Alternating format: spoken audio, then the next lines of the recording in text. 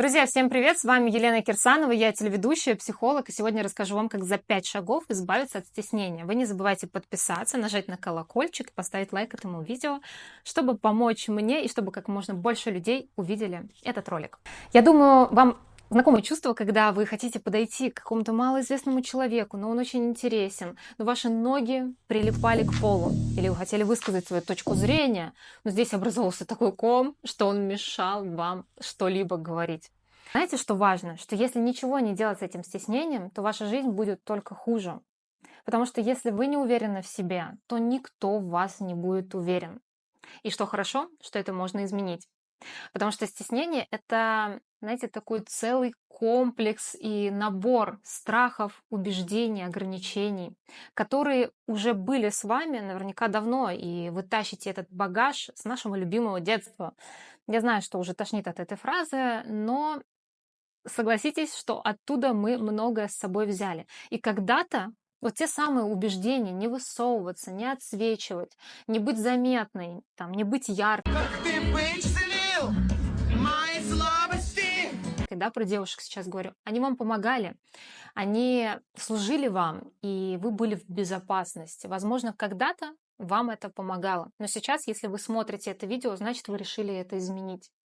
И значит, у вас достаточно энергии и сил, чтобы это сделать. Давайте теперь перейдем к техникам. Итак, первая техника или первый шаг называется худший сценарий. Представьте, что вы захотели выступить или захотели пойти на новую работу, и вам нужно раскрутить эту ситуацию до абсурда, то есть представить самое худшее, что может произойти. Например, вы будете выступать. Ну, люди встанут и уйдут, или люди скажут: фу, какая скукотища, или будут сидеть в телефонах. И что случится? Представьте. Я вам скажу, ничего не случится. Вы после этого поедете домой, поедите, расстроитесь, да, но потом, благодаря этому опыту, вы будете еще смелее, еще увереннее в себе, потому что вы уже смогли собрать это мероприятие, вы уже поняли, как вы чувствуете себя на сцене, и вам будет в следующий раз только легче. Либо наоборот, вы там пойдете на новую работу устраиваться, очень боитесь, очень в себе сомневаетесь.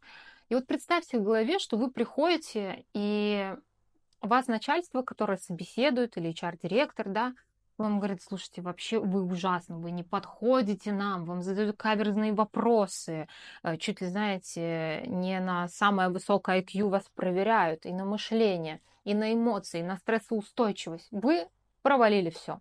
И что случилось? Вы выходите, также поедете домой, расскажете подруге, мужу, и все будет как прежде. В вашей жизни ничего не изменится, кроме того, что у вас уже будет этот опыт, и вам в следующий раз будет легче. У меня, кстати, была такая история, когда я пошла устраиваться на работу, так скажем, в дорогой бренд ювелирный, не буду сейчас называть. Тогда, конечно, я думала, что с этого дна я не вынырну, потому что на этом собеседовании, наверное, было все. Перешли на личности, меня унижали, мне говорили, как я вообще посмела зайти в этот кабинет и устраиваться на эту работу. Знаете, для меня тогда, ну, я была еще там ребенком, так скажем, да, я не понимала, почему человек так со мной общается, почему у него столько ко мне претензий, пренебрежения, неуважения. И зачем вообще переходить на личности, когда вы меня собеседуете? Вот. Но я потом, спустя время, поняла, а что бы было, если бы я туда не сходила, если бы я не попробовала.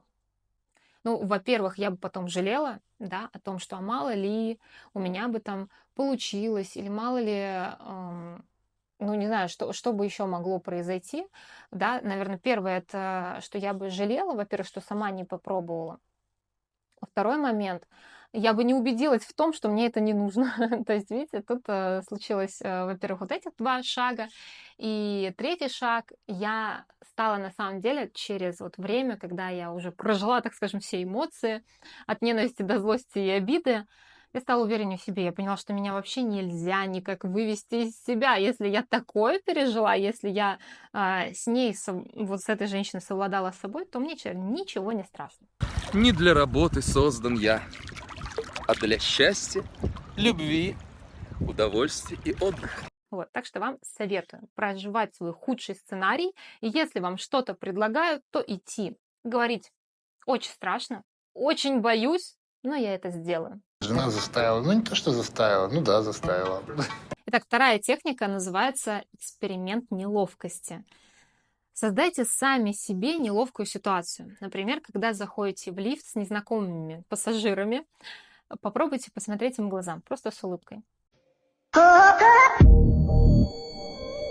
Они могут начать думать, что, может быть, вы их знаете, может, вы чего-то от них хотите. Вы увидите в глазах 100% недоумение, но вам не важно. Вы просто смотрите, не отводя взгляд от человека. Просто смотрите, потом выходите и говорите «до свидания, хорошего дня». Уверена, что если вы это попробуете, у вас будет колоссальное количество эмоций, вы потом будете писать мне под видео «спасибо за эту технику», потому что, поверьте, что вот этот такой маленький шаг вообще меняет ваше состояние. То же самое можно делать, например, посмотреть незнакомому человеку в глаза. Вообще очень сложно, да, смотреть людям в глаза. Мы иногда даже самым близким не смотрим в глаза, с тем, с кем общаемся каждый день, например, со своим любимым мужчиной. И там, мы сразу же отводим взгляд. Особенно при искренних диалогах, особенно при каких-либо конфликтах точно, да, мы не смотрим в глаза.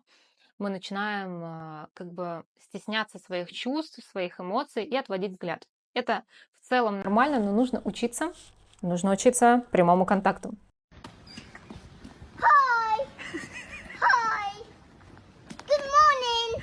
Третья техника – это мини-дерзость. Попробуйте стать дерзким хотя бы на день. Вы можете зайти в кафе, где вам нальют кофе, и подерзить, да, быть более смелым и сказать: я сегодня, как королева, хочу себе вот такой-то кофе, сделайте мне, пожалуйста. То есть наверняка вы раньше так: пожалуйста, мне 2 кофе, пожалуйста, вот налейте, сделайте, а можно мне, вы самый любимый, да, а можно мне, пожалуйста, кофе. Теперь говорите это уверенно. Побудьте немножко дерзкими. Без хамства, конечно, к этому не призываю.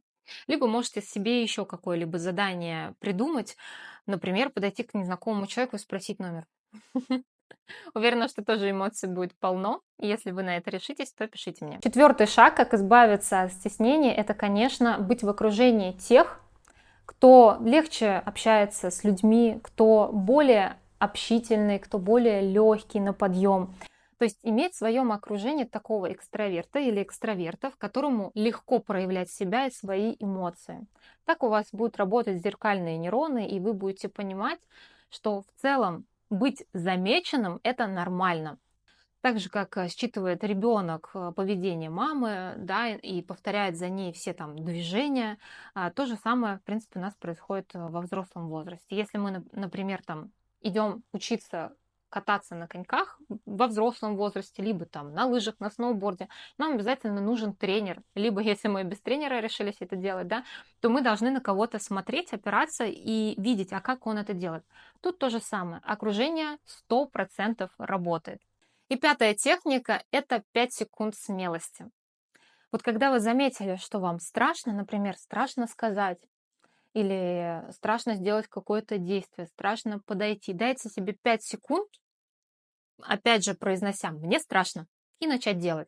Просто не задумываясь, не думая, как у вас получится, кто что подумает, а что будет потом, а если я опозорюсь, вот просто не думайте, потому что это, скорее всего, ваши уже фантазии, ваши иллюзии, то, чего никогда не случится, согласитесь, вот то, что вы себе прокручивали порой 300 раз там в день, пока еще не сделали какого-то действия, этого не случилось, потому что, во-первых, вы вот так и не сделали.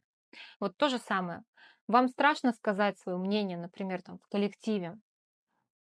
Вдохните, выдохните и скажите. Возможно, коротко, возможно, это будет не так громко, но хотя бы начните это делать по чуть-чуть. Где-то, может быть, вам кажется, что вы там будете не смешно шутить и не нужно вставлять свое мнение. Наоборот, вот лучше выскажитесь. Лучше потом признать и сказать: ой, что-то я не смешно пошутила, ладно, просто волнение. Лучше признаться, да, еще такая одна техника бонусная, это всегда признаваться. Если вы не уверены в себе, если вы стесняетесь, так и говорите: я сейчас стесняюсь. поддержите меня, попросить поддержки, да, если вы там хотите снять сторис или хотите выступить, хотите снять прямой эфир, даже подойти к какому-либо человеку незнакомому, с ним познакомиться, и вы всегда об этом мечтали, или просто сейчас вам он нужен зачем-то, да, может, у него какая-то профессия интересная, либо он чем-то вам может помочь. Вы просто подойдите, скажите: привет, я, конечно, стесняюсь, но и продолжайте с ним общение. Итак, я попрошу вас, конечно же, выполнять те шаги, о которых я рассказала. И еще раз хочу, чтобы вы поняли, что стеснение — это на самом деле такая привычка, которая осталась с вами с какого-то времени, возможно, с самого того возраста, когда вы себя помните, либо когда вы были, там, например, чуть постарше, и там 18-20 лет замкнулись в себе и перестали так ярко себя проявлять в жизни. Неважно. Важно то, что сейчас вы будете с этим делать и как самому себе помогать.